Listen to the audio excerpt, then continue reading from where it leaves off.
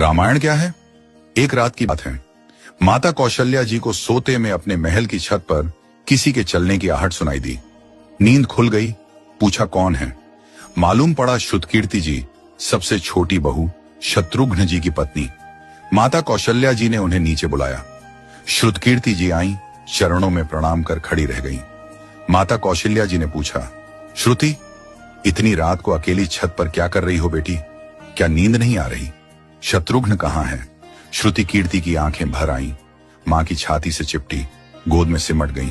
बोली, मां, उन्हें तो देखे हुए 13 वर्ष हो गए। उफ! कौशल्या जी का हृदय कांप कर झटपटा गया। तुरंत आवाज लगाई। सेवक दौड़े आए। आधी रात ही पालकी तैयार हुई। आज शत्रुघ्न जी की खोज होगी।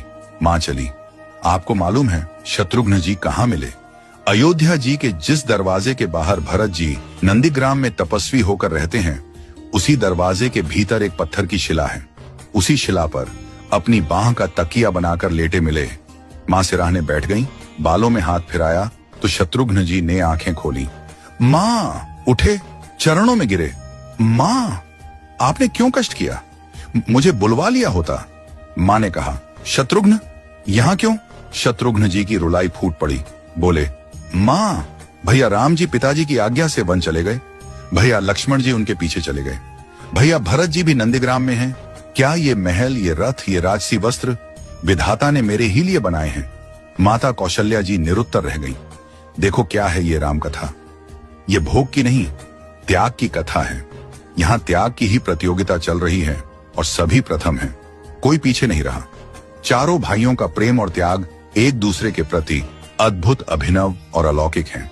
रामायण जीवन जीने की सबसे उत्तम शिक्षा देती है।